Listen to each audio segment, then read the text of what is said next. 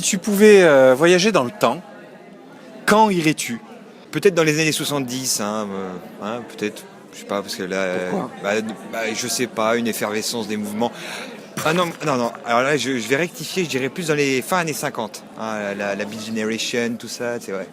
Ça, en effervescence, ça monte, il y a une effervescence de la culture. Marilyn Monroe, la soul, tout ça, c'est pas mal, quoi. Il y a pas mal de choses, tu vois, Otis Redding. T'aurais été chanteur? Non, mais pas spécialement, parce que moi je pense que niveau voix, j'aime pas trop ma voix, et puis bon, pour chanter c'est un peu difficile, à part sous la douche. Mais non, pas. Non, je sais pas ce que j'aurais fait dans les années 50, peut-être j'aurais travaillé dans l'industrie comme maintenant, mais bon, après, enfin bon. Kim, Oui. Oui. si tu pouvais voyager dans le temps, tu irais quand? Moi, j'irai dans les années 1890. Parce que c'est à cette époque-là où on a tout créé.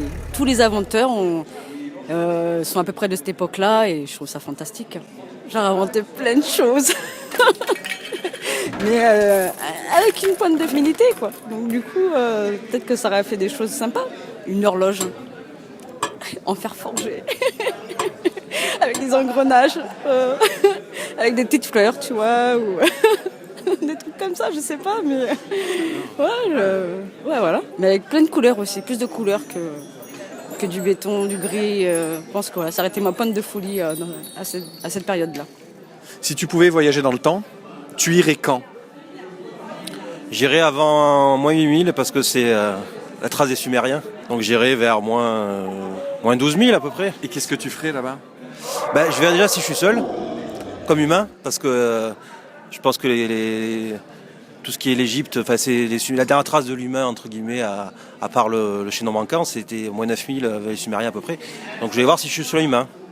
Mais même à moins 30 000, avant moins 10 000, quoi. Peu importe quand, en gros. T'as pas un mois préféré avant moins 8000, quoi?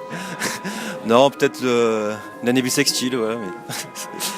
Bon, après, pas trop loin, parce que la Terre n'est pas encore née, tu vois. Je vais en moins 3 milliards, mais en fait, il n'y a pas de Terre, alors t'as l'air comme un con, quoi. Tu sais pas où t'es. Et on peut aller dans le futur aussi. Tu irais quand? Oui, ça peut être dans le futur. Moi, je maintiens ça. Mais sérieusement, hein.